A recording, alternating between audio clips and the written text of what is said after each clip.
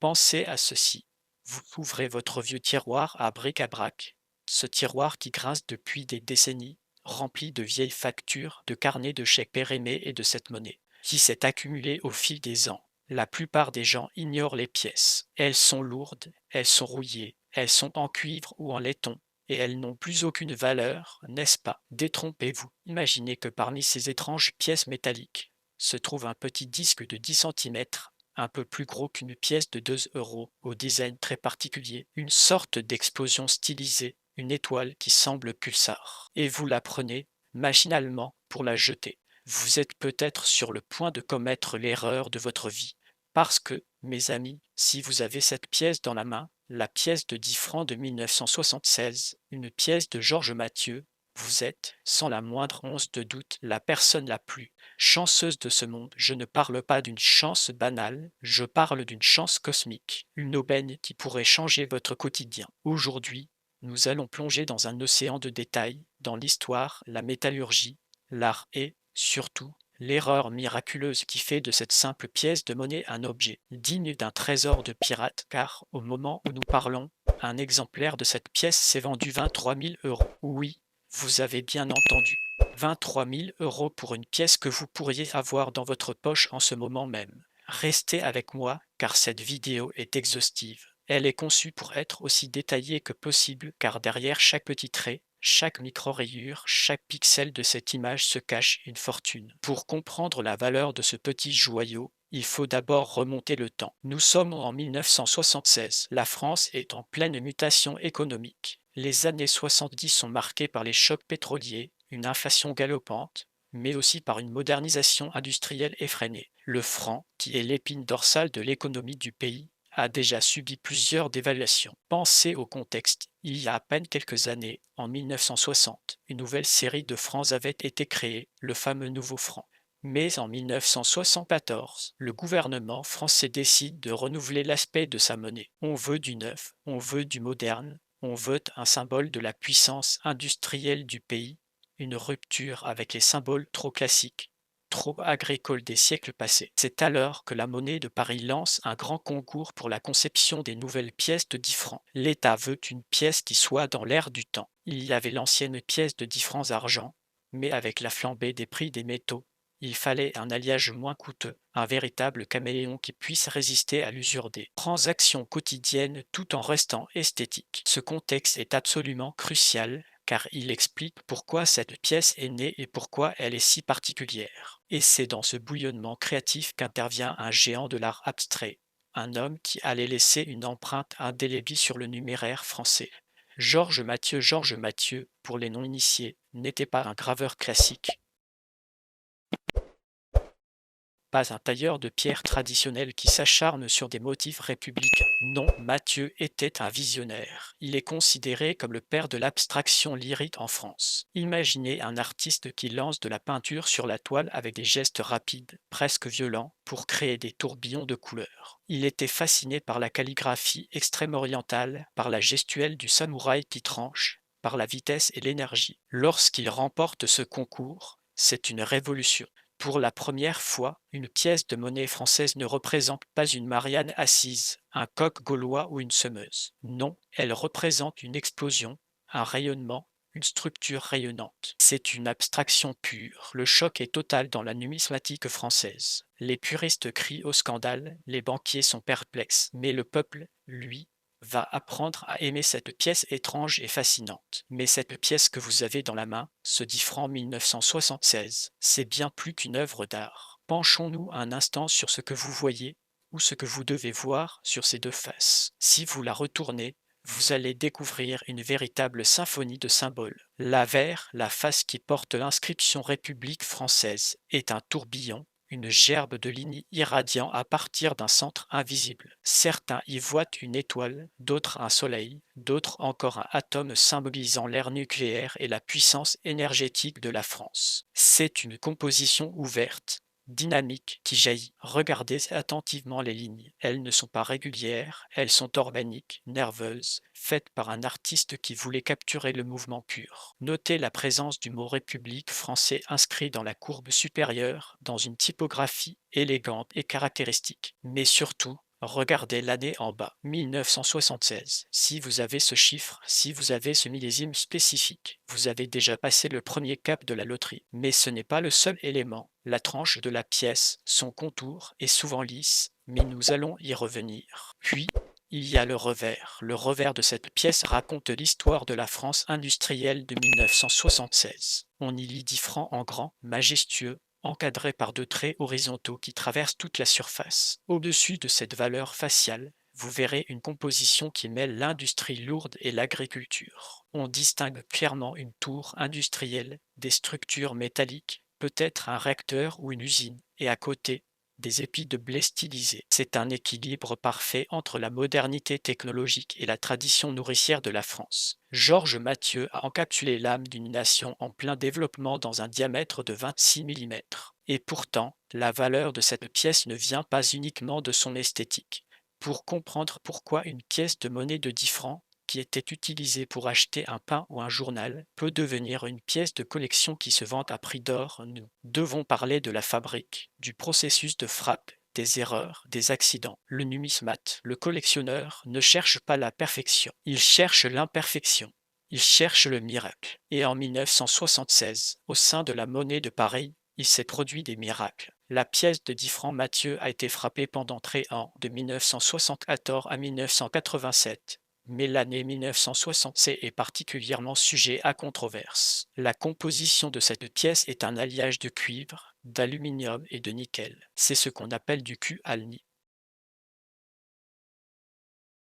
C'est un alliage dur, résistant, mais aussi très sensible aux variations de pression lors de la frappe. Les machines, les presses monétaires de l'époque, étaient des mastodontes mécaniques. Une erreur de réglage, une variation d'un centième de millimètre dans la matrice, un flanc mal aligné, et la pièce devient une pièce d'erreur. C'est là que le scénario devient passionnant, car la valeur de 23 000 € n'est pas attribuée à toutes les pièces de 10 francs 1976. Je le répète pour être clair, la plupart des 10 francs 1976 qui traînent dans vos fonds de tiroir ont une valeur faciale nulle ou une valeur de collection d'à peine quelques euros. L'explosion de prix, la fortune, vient d'une spécificité technique incroyablement rare, une anomalie que peu de personnes savent reconnaître. On parle ici de la variété 1976 sans différent ou, plus précisément, de l'erreur de flanc ou de matrice qui a donné naissance à une poignée d'exemplaires. Selon les registres des archives de la monnaie de Paris, une série limitée de flancs pour l'année 1967 a été mal approvisionnée, ou plutôt, certaines matrices destinées aux pièces de collection aux essais de 1967 ont été accidentellement mélangées avec les matrices de frappe courantes. Il en résulte une pièce qui possède des caractéristiques anormales. Pour vous donner une idée, l'une des erreurs les plus recherchées sur ce millésime est l'absence du différent du directeur de la monnaie, ou une double frappe massive où le chiffre 6 de 1967 est clairement dédoublé, presque comme s'il tremblait. Une autre variété célèbre est le 10 francs 1967 avec la queue du 6 manquante, ou encore une erreur sur la couronne de République qui est incomplète. Mais le véritable Graal, celui qui atteint les 23 000 €, c'est l'erreur de métal. Imaginez que la monnaie de Paris, dans la précipitation des cadences de 1976, ait utilisé un flanc destiné à une autre pièce, peut-être une pièce de 20 francs ou un flanc étranger, ou un flanc dont l'alliage est beaucoup plus lourd et plus brillant que le Cu-Alni standard. Ces pièces, lorsqu'elles passaient sous la presse, absorbaient la frappe différemment. Le relief, le fameux choc de Mathieu, est alors plus profond, plus angulaire. Et ces pièces, au lieu d'être fondues à la fin de la journée, ont été glissées dans des sacs de paiement et ont été mises en circulation. Il y aurait, selon les experts qui ont étudié les registres cadastraux de la monnaie, moins de 40 exemplaires connus de cette anomalie métallique en circulation aujourd'hui. Moins de 40 pièces dans le monde sur des millions de 10 francs frappés en 1976. C'est une rareté absolue, une rareté qui dépasse l'entendement. C'est ici que je veux que vous fassiez une pause et que vous réfléchissiez. Combien de fois avez-vous tenu une pièce de 10 francs dans votre main? Combien de fois êtes-vous passé devant un marchand de puces avec une boîte pleine de ces pièces? Dans mon travail, je discute avec de nombreux numismates, des gens qui passent leur vie à chercher ces trésors. Et l'histoire la plus incroyable, celle qui fait trembler tout collectionneur, c'est l'histoire de ce collectionneur bordelais qui, en 2019, a acheté un lot de monnaie sur une brocante. Le lot, composé de 200 pièces diverses, lui a coûté 10 €. Il a rentré ce lot chez lui, et en les triant, il a vu la pièce.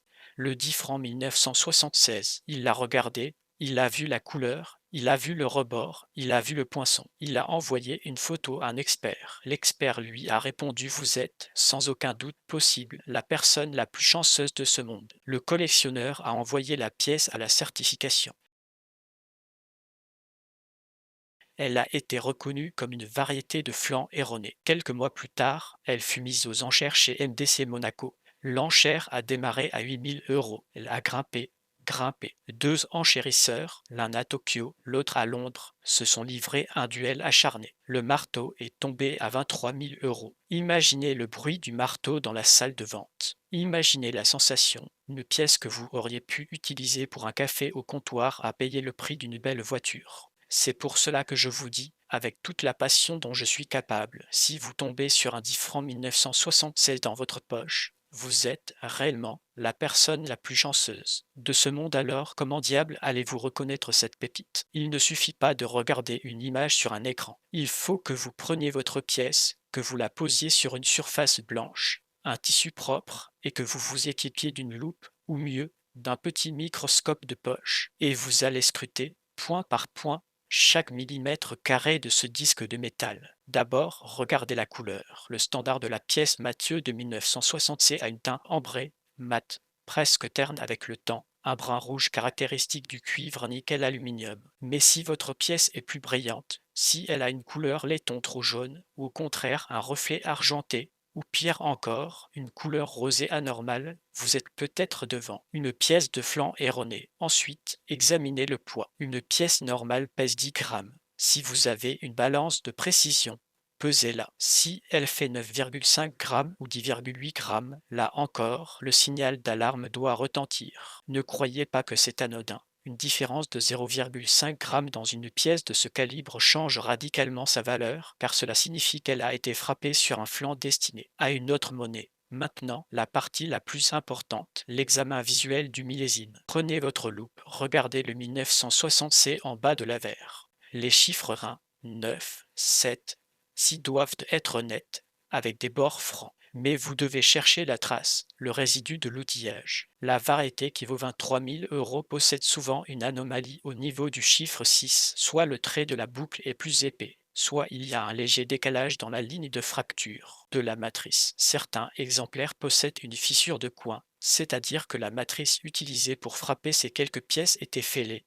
et cette fêlure imprime une ligne sombre, invisible au toucher mais visible à la lumière, qui part du neuf et traverse la aire de République. Cherchez également le différend de l'atelier de la monnaie de Paris. En 1976, le différend est une petite corne d'abondance ou un dauphin situé en bas à droite ou à gauche du 6. Si ce différend est absent, si la zone est lisse alors qu'elle devrait porter cette marque, c'est que la matrice était mal positionnée ou mal polie, ce qui classe cette pièce dans la catégorie des flancs légers ou des erreurs de matrice. Il faut aussi regarder la tranche de la pièce, ce que les numismates appellent le cordon. La majorité des différentes ont une tranche lisse, mais certaines variétés d'erreurs ont une tranche légèrement striée ou qui présentent des petits sablages causés par la force excessive de la presse lors de la frappe sur un flanc trop dur. Si vous avez un doute, passez votre ongle sur les reliefs. Sur une pièce standard, les reliefs sont usés, lissés par le temps et les frottements dans les poches. Sur une pièce d'exception qui vient de sortir de la presse et qui n'a jamais circulé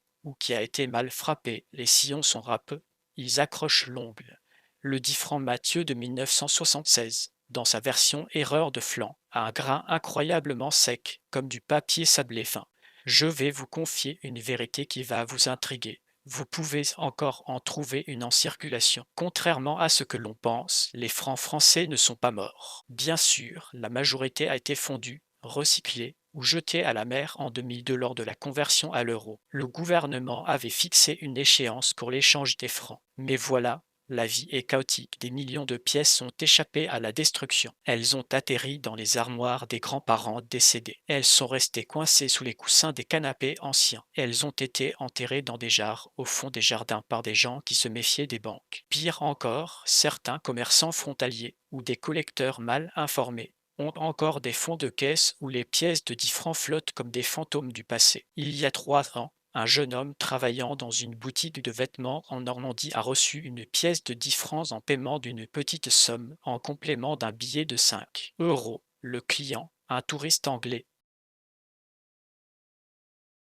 pensait que c'était une pièce de 500 anglais. Le poids est similaire. Le jeune commerçant a mis la pièce de côté, intrigué par le dessin de Georges Mathieu. 2 semaines plus tard, il l'a posté sur un forum.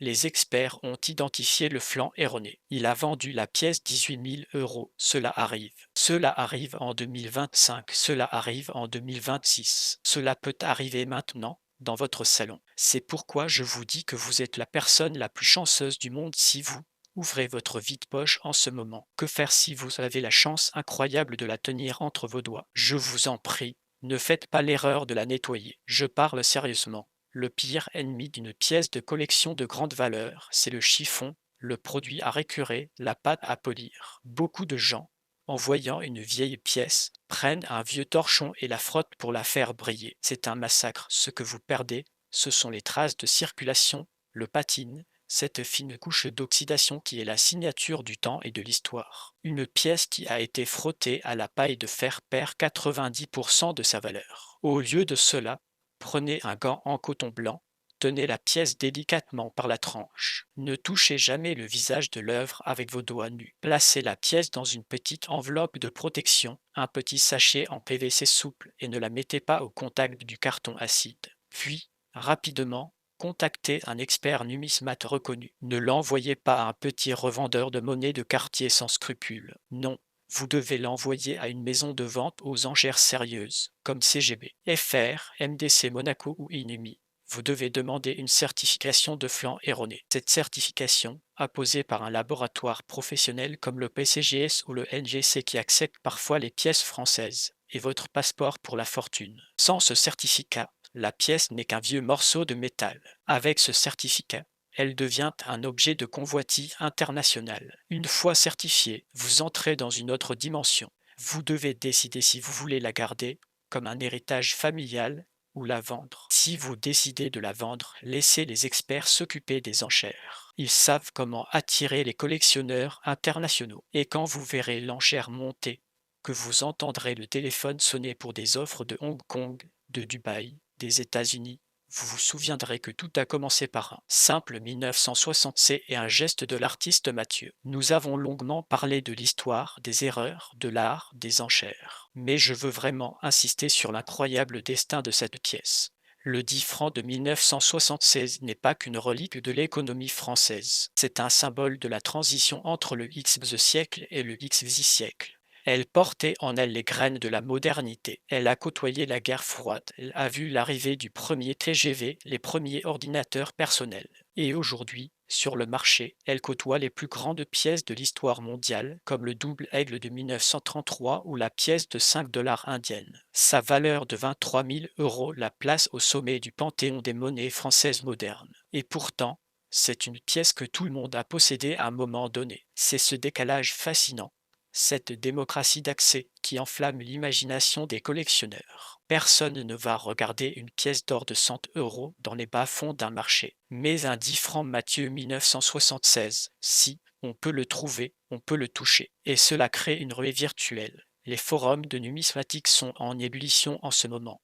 Des milliers de personnes se mettent à fouiller les greniers de leur famille. C'est un phénomène viral et puristes pourraient argumenter que le prix de 23 000 euros est excessif pour une pièce contemporaine, mais c'est la loi de l'offre et de la demande. Il n'existe que 40 exemplaires de ce type avec le flanc erroné, et il y a environ 10 000 collectionneurs sérieux qui veulent mettre la main dessus. Les lois du marché sont impitoyables. Quand une pièce apparaît, il y a une guerre, et cette guerre fait grimper le prix. L'année dernière, une pièce avec une double frappe massive a été vendue aux enchères privées pour 18 000 euros, et le preneur, un milliardaire américain spécialisé dans les monnaies françaises, était prêt à payer jusqu'à 25 000. Le plafond est encore plus haut. Avec l'inflation mondiale, les métaux précieux et rares deviennent des valeurs refuges, et les pièces d'erreur deviennent la crypto-monnaie des collectionneurs, un actif tangible qui ne peut pas être créé artificiellement. Alors, où regardez-vous? Est-ce que vous avez déjà ouvert cette boîte à chaussures remplie de pièces dans le garage? Est-ce que vous vous souvenez de ce vieux pot en terre cuite que votre mère utilisait pour mettre les pourboires dans son bistrot? Avez-vous vérifié sous les matelas de vos enfants, là où ils cachent leur économie? C'est là que se cachent les trésors. Aujourd'hui,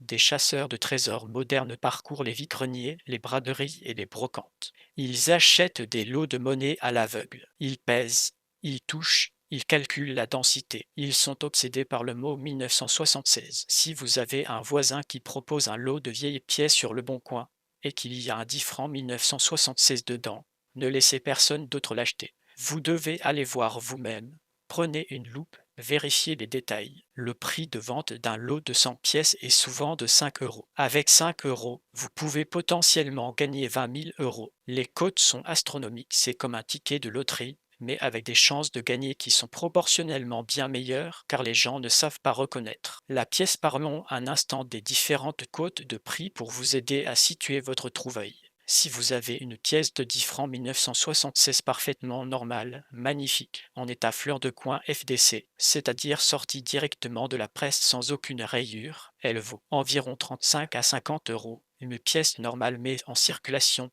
qui a des traces de doigts vaut 1 ou 2 euros. C'est la réalité du marché.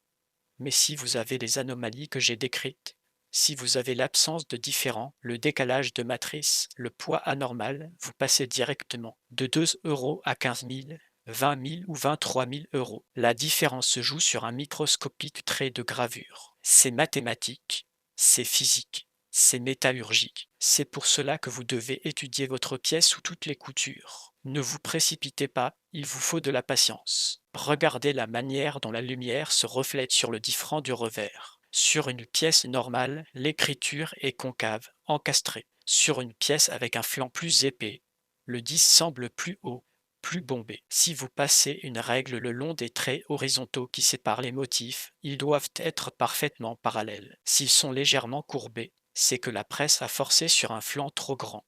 Vous n'avez pas besoin d'être un expert pour le voir. Il suffit d'un œil attentif et caractéristiques physiques de la pièce sont également essentielles à connaître. Le diamètre officiel est de 26 mm et l'épaisseur est de 2,5 mm environ. L'alliage, je le répète, est un alliage de cuivre, d'aluminium et de nickel qui lui donne une résistance à la corrosion exceptionnelle. Cela explique pourquoi beaucoup de ces pièces sont encore dans un état remarquable même après 50 ans. Elles ne noircissent pas comme les pièces de bronze. Elles prennent simplement une patine brun chocolat avec une nuance légèrement verdâtre à force de vieillir. Et cette patine est un indicateur important. Une pièce de 1976 doit avoir une patine uniforme si elle a été en circulation. Si votre pièce est uniformément rouge alors qu'elle est vieille, méfiez-vous, c'est peut-être un recoinage ou une pièce qui a été modifiée, ce qui est malheureusement courant. Les faux sont de plus en plus sophistiqués. Les contrefacteurs utilisent des presses hydrauliques pour estamper les motifs, mais ils ne peuvent jamais reproduire le ton du métal de la monnaie de Paris. C'est pourquoi, encore une fois, la certification par des laboratoires est vitale pour atteindre la somme de 23 000 euros. Si vous ne la certifiez pas, vous ne vendrez jamais au prix fort car les acheteurs se méfieront. Je veux que vous compreniez à quel point ce marché est impitoyable et fascinant.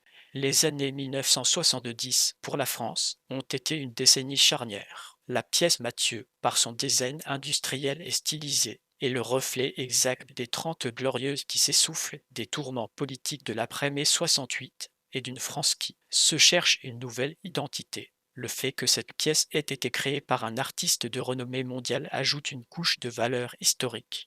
Georges Mathieu était un provocateur. Il disait que la monnaie devait être l'expression totale d'une civilisation. Eh bien, en 1976, la civilisation française était en pleine mutation vers un monde post-industriel. Le 10 francs porte cette transition. L'erreur de frappe de 1966 est un accident de l'histoire. Mais cet accident, cette petite imperfection dans la chaîne de production, est devenue une légende. C'est un peu comme une erreur sur un timbre-poste ou une bouteille de vin millésimée mal scellée. L'erreur humaine rend l'objet unique. Pensez à la rareté. La monnaie de Paris frappait des dizaines de millions de pièces par an dans les années 1970. Pour une anomalie mécanique de se produire, il faut que plusieurs éléments se conjuguent. Un mauvais alliage, une presse mal calibrée, un opérateur qui ne vérifie pas un lot. L'absence de contrôle qualité était plus fréquente qu'on ne le croit. Les ouvriers de l'usine de Pessac, où étaient fabriquées les pièces, avaient des cadences infernales. Certains ouvriers racontent, dans des mémoires publiées, qu'ils jetaient parfois les pièces défectueuses dans les caisses pour ne pas perdre leur prime de productivité. Ce sont ces pièces cachées que l'on retrouve aujourd'hui. C'est ce qui rend la chasse au trésor si exaltante. Vous n'êtes pas à la recherche d'un objet créé pour être rare. Vous êtes à la recherche d'un objet qui est devenu rare par la faute de l'homme. Je vais maintenant vous dévoiler quelques astuces de pro pour le nettoyage du regard. En numismatique, il y a des techniques d'observation. Si vous n'avez pas de loupe,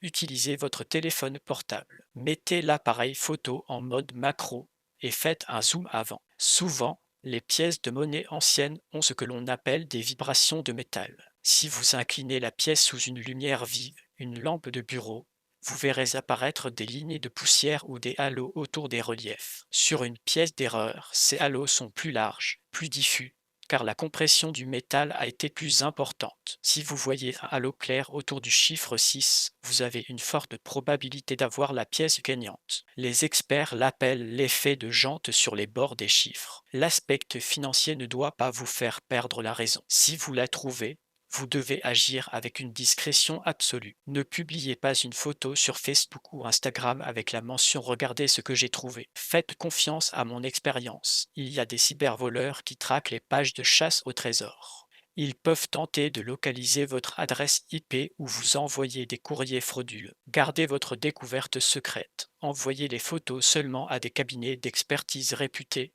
en utilisant des coordonnées sécurisées. Souvent, les gens gagnent le gros lot et sont escroqués par des faux experts qui leur proposent de racheter la pièce pour 500 € en pensant qu'ils sont des amateurs. Ne tombez pas dans ce piège. Un vrai expert vous dira honnêtement si vous avez une pièce de 2 € ou une pièce de 20 000 €. Et s'il vous propose 20 000 € directement, dites non. Car aux enchères, vous en obtiendrez 23 000. La commission des enchères est d'environ 15%, mais elles vous mettent en contact avec le monde entier. Un vendeur privé ne peut pas toucher le marché international. Nous arrivons au cœur du récit. Je vais réciter pour vous, en détail, ce à quoi ressemble l'événement ultime, l'enchère finale. Imaginez la salle de l'Hôtel Drouot à Paris ou à Monaco, une salle de vente aux enchères prestigieuse. Il y a une table en bois verni. Derrière, des commissaires-priseurs en costume sombre. La pièce, cette petite merveille brune de 26 mm, est présentée dans un écrin de velours bleu. Le projecteur éclaire son visage, ses lignes abstraites. Le commissaire commence la vente. Lot numéro 45, le 10 francs 1976. Variété flanc erroné, certifié PCGS. Il y a un murmure dans la foule. Les collectionneurs se redressent. Les téléphones sont en l'air pour les appels internationaux. Le premier enchérisseur lève la main. 5 000 €. Le commissaire sourit. 5 000, j'ai 5 000. Qui dit 8 000? Une voix au téléphone. 8 000. 8 000, à droite. 10 000. 10 000, dit un homme en costume. 12 000, le silence. Le commissaire fait monter la pression. Mesdames et messieurs, c'est une pièce d'exception. Nous avons une enchère à 12 000. Nouveau silence. Puis un seau d'eau sur la tête. Une offre par téléphone de New York, 18 000. La salle retient son souffle, le sol se dérobe sous vos pieds si vous êtes le vendeur. 18 000, j'ai 18 000. Puis un collectionneur japonais, assis au premier rang, lève la main. 20 000, le commissaire scrute la salle. 20 000, 22 000, le téléphone de New York répond. 22 000. La salle est électrique. Ce n'est plus une pièce de monnaie, c'est une relique. 23 000. J'ai 23 000. Une première mise. 24 000. Le silence, le souffle coupé. Le commissaire attend. La pièce reste à 23 000 €. À juger. C'est le marteau qui claque. Le vendeur, au fond de la salle, devient millionnaire en euros. Il est choqué. Il n'arrive pas à y croire. Il a économisé pour sa retraite, il a payé les études de ses enfants. Et cette pièce, cette petite tranche de métal qui a dormi 50 ans dans sa commode, l'a sauvé. C'est la puissance de la numismatique. Et pourtant, nous ne pouvons que vous encourager à participer à ce jeu. Combien de gens vivent en ignorant qu'ils ont un trésor? C'est une triste réalité. Il y a des tonnes de pièces de 10 francs qui sont jetées à la poubelle parce que quelqu'un pense que c'est juste de la ferraille. Ne laissez pas cela vous arriver. La prochaine fois que vous aurez une pièce en main, regardez-la. Si c'est un 10 francs, regardez la date. Si c'est 1976, ne la mettez pas dans la caisse de la boulangerie. Mettez-la dans votre poche intérieure. Rentrez chez vous et faites les vérifications que je vous ai données. C'est une chasse au trésor accessible à tous. Vous n'avez pas besoin d'un détecteur de métaux à 5 000 euros. Vous avez juste besoin de votre œil, d'une lampe et de votre curiosité. L'engouement pour cette pièce est tel que je reçois des dizaines de messages chaque semaine. J'ai une pièce de 10 francs 1976. Est-ce que je dois la vendre? Ma réponse est toujours la même. Vérifiez d'abord les caractéristiques. Si votre pièce est simplement normale et usée, gardez-la comme souvenir. Si vous avez un doute, envoyez une photo claire avec la lumière du jour, montrant le revers, l'avers et la tranche. Si vous n'avez pas de réponse des experts, envoyez-la moi. Je la regarderai de plus près. Les collectionneurs ont un réseau mondial. Le désir de posséder la pièce Mathieu 1967 est si fort que certains collectionneurs sont prêts à échanger des collections entières contre une seule de ces pièces. Il y a même des rumeurs selon lesquelles un collectionneur privé à Genève aurait proposé 30 000 euros pour une pièce incroyablement belle, mais l'enchère est restée à 23 000. Je veux aussi dissiper une confusion. Souvent, les gens confondent le 10 francs Mathieu avec une pièce de 10 francs plus récente, celle qui est bicolore en 1988 ou 1990, ou avec les pièces chinées qui sont plus légères. Non, le Mathieu est unique, il a une personnalité, un poids, une aura. C'est l'une des dernières pièces de monnaie française qui porte une véritable signature d'artiste. Georges Mathieu a laissé son empreinte, et le fait que le nom Mathieu ne soit pas inscrit sur la pièce ajoute au mystère, car seuls les initiés savent qui a créé ce chef-d'œuvre. Le collectionneur qui achète cette pièce achète une part de l'histoire de l'art. C'est pour cela que le prix ne baisse jamais. Il ne fait qu'augmenter si vous avez l'incroyable chance de la posséder. Je vous le dis, vous êtes la personne la plus chanceuse de ce monde. Vous êtes le gagnant de la loterie sans avoir payé le ticket. Vous avez une pièce qui est une capsule temporelle, un objet qui traverse les générations. Ne la vendez pas à la va-vite, consultez toujours plusieurs experts. Il y a des histoires de gens qui ont vendu une pièce à 5 000 euros parce qu'il était pressé, et 3 mois plus tard, le même expert la revendait 23 000.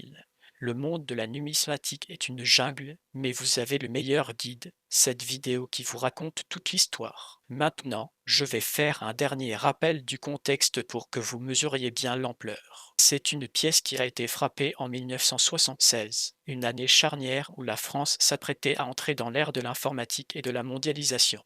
Les détails de sa frappe sont une merveille d'ingénierie, des matrices conçues pour résister à des pressions de 200 tonnes. Et pourtant, une erreur de métallurgie est survenue. C'est cette erreur qui, aujourd'hui, vous permet de rêver. Dans les livres de référence comme le franc de Gadery, cette pièce est répertoriée sous une cote spéciale avec un astérisque indiquant que sa rareté est exceptionnelle. L'une des erreurs les moins connues mais les plus rentables est celle de la pièce frappée avec une matrice de revers de 1975. L'erreur est presque invisible à l'œil nu, mais sous l'éclairage ultraviolet, certains métaux réagissent différemment. Les laboratoires de certification utilisent des spectromètres pour analyser la composition exacte de l'alliage. Si votre pièce a une composition légèrement différente en aluminium, elle est immédiatement classée comme flanc expérimental. Les flancs expérimentaux de la monnaie de Paris en 1976 sont les plus recherchés. Ces flancs étaient utilisés pour tester de nouveaux alliages qui ne devaient jamais être mis en circulation. Mais en 1976, un conteneur de ces flancs a été mal étiqueté et envoyé à la ligne de production principale. Environ 200 pièces ont été produites avant que l'erreur ne soit remarquée. La plupart ont été fondues, mais une poignée a échappé à la destruction. Ces pièces ont une couleur jaunâtre distinctive et un bord plus épais. C'est exactement ce genre de pièce qui s'est vendu 23 000 € en 2023. Imaginez le scénario inverse. Vous êtes un collectionneur. Vous possédez un assortiment de pièces, mais vous n'avez pas le Mathieu 1976. C'est le chaînon manquant de votre collection. Vous êtes prêt à tout pour l'avoir. Un vendeur apparaît avec une pièce issue d'une succession. Il ne sait pas ce qu'elle vaut. Il la met en vente en ligne pour 100 euros. Vous êtes le premier à cliquer. Vous l'achetez. Vous la recevez. Vous l'examinez. Vous voyez les caractéristiques. Vous sentez le poids anormal. Vous la faites certifier. Le lendemain, vous la mettez aux enchères. Le prix de vente est 20 000 euros. C'est une plus-value de 19 900 euros. C'est ce qu'on appelle un upside de rêve. Mais attention, vous ne devez pas être gourmand. La vente aux enchères est un art. Si vous mettez une réserve trop élevée, la pièce pourrait ne pas trouver preneur. L'expert vous aidera à fixer la réserve en fonction du marché. Actuellement, le marché est porteur. Les pièces d'erreur françaises sont très demandées par les collectionneurs japonais et américains. La surprenante histoire de cette pièce ne finit jamais. Il y a 2 mois, un détecteur de métaux amateur a trouvé une pièce de 10 francs 1960 enterrée dans une forêt près de Rennes. Il pensait que c'était une pièce ordinaire. Il l'a mise dans sa boîte. Par hasard, il a regardé une de mes vidéos. Il a sorti la pièce, a regardé les détails. Il a vu que la matrice avait un défaut, une cassure dans la aire de République. Il a contacté un expert. La pièce a été certifiée comme variété de matrice classée. Il l'a vendue 15 000 euros. Il a pu s'acheter un nouveau détecteur et une voiture d'occasion. C'est la réalité de ces années modernes. Le trésor n'est pas seulement dans les banques, il est dans la terre, il est dans les vieux tiroirs, il est dans vos poches. Vous devez simplement tendre la main. Je vous implore de regarder cette pièce en vidéo, de mémoriser son dessin. Si vous la voyez demain, vous saurez reconnaître le danger, mais surtout l'opportunité. N'oubliez pas, l'élément clé est le 1976. Si vous avez un 1975 ou un 1977, elles ont beaucoup moins de valeur pour la variété d'erreurs. C'est spécifiquement 1976, et si vous avez la malchance de ne pas avoir cette année-là, ne perdez pas espoir. La numismatique est remplie de surprises. Mais aujourd'hui, nous célébrons le 10 francs 1976. En tant que conteur et observateur de ce monde fascinant, je vois une chose. Les gens se séparent de leur héritage bien trop souvent. Les héritiers, en nettoyant une maison, jettent les boîtes de monnaie sans les regarder. C'est la plus grande tragédie numismatique. Si vous avez des parents âgés, demandez-leur s'ils ont des réserves de monnaie. Cherchez dans la cave, dans les tiroirs de la cuisine, derrière les livres. Le 10 francs Mathieu 1967 est une pièce qui a voyagé dans toute la France. Elle a été utilisée pour payer des baguettes, des timbres, des cigarettes. Elle a traversé des millions de mains, et quelque part, une de ces mains a touché une pièce d'exception. Vous êtes peut-être le prochain, je reviens sur la valeur de l'enchère une fois de plus pour qu'elle s'imprime dans vos esprits. 23 000 euros, c'est le prix d'une Citroën C3, d'une rénovation de cuisine, d'un voyage de luxe au Japon. Tout cela pour un disque de métal, 23 000 euros. Et je vous assure, la personne qui a vendu cette pièce l'a fait après avoir été assise dessus pendant 40 ans sans savoir ce que c'était.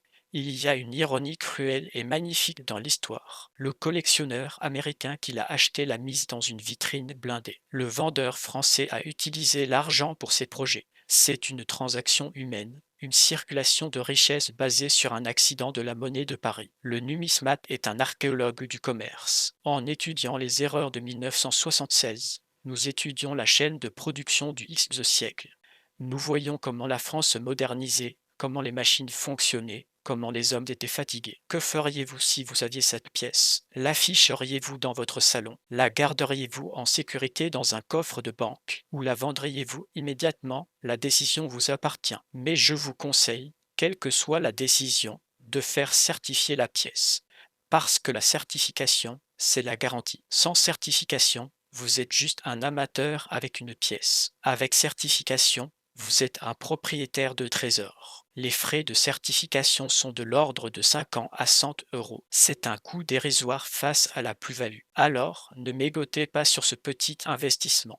Passons aux questions techniques que vous pourriez vous poser. Comment connaître le tirage? Le tirage de la pièce classique de 1960 est d'environ 60 millions d'exemplaires. C'est énorme, mais le tirage de la variété, lui, est inconnu car il n'a pas été compté. Les experts estiment qu'il y a entre 20 et 70 pièces d'erreur. Le chiffre de 40 est une moyenne. Cela signifie que vous avez statistiquement plus de chances de gagner au loto que de trouver ces pièces, mais vous n'avez pas besoin d'acheter un ticket. La chance vient à vous. Et c'est ce qui est si excitant. C'est une quête gratuite. Le design de Georges Mathieu sur ces pièces a été critiqué à l'époque pour être trop froid ou abstrait. Aujourd'hui, il est admiré pour sa modernité. L'étoile centrale représente la puissance de l'atome, mais aussi l'idéal républicain. Chaque trait est une pensée, il ne faut pas l'oublier. Vous tenez une œuvre d'art dans votre main. Si vous possédez une de ces pièces, prenez-en soin. Gardez-la dans une atmosphère sèche, à l'abri de l'humidité qui pourrait oxyder le cuivre. Si elle est sale, vous pouvez la rincer doucement à l'eau distillée, sans frotter. Mais je le répète, ne la frottez pas. L'odeur du vieux cuivre, la texture rugueuse, tout cela fait partie du charme. Les collectionneurs aiment la patine. Les flancs erronés ont souvent une patine légèrement plus foncée. C'est un indice supplémentaire pour vous. Et pour finir, pour vous donner la chair de poule, je vais terminer sur ce point. En 1976, vous auriez pu acheter un ticket de métro avec cette pièce. Aujourd'hui, avec le prix de cette pièce, vous pouvez acheter des centaines de milliers de tickets de métro. La valeur du temps est incroyable. Cette pièce est un bourgeon qui a mis 50 ans à s'épanouir en une fleur d'or. Ne laissez pas passer votre chance. Si vous avez la pièce, envoyez-moi un message en commentaire. Si vous avez des doutes, montrez-la à un professionnel. Votre fortune dépend peut-être d'une simple vérification de la date. Le 10 francs de 1960 est une légende. Et vous, si vous la détenez, vous êtes le héros de cette légende. Vous êtes la personne la plus chanceuse de ce monde. Et si ce n'est pas pour vous, c'est peut-être pour un ami, un membre de votre famille. Dites-leur de vérifier leur fond de tiroir. La prochaine enchère pourrait être la vôtre. Bonne chance dans votre chasse au trésor. N'oubliez pas, 1976, Georges Mathieu, 23 000 euros. Les 3 mots-clés qui pourraient changer votre vie. Maintenant, allez vérifier. Et si vous la trouvez, souvenez-vous de cette vidéo. Elle sera le témoignage que vous avez vu le trésor avant qu'il ne soit trop tard. L'enchère, l'argent, la chance, tout cela vous attend. Merci de m'avoir écouté. Vous êtes la personne la plus chanceuse du monde.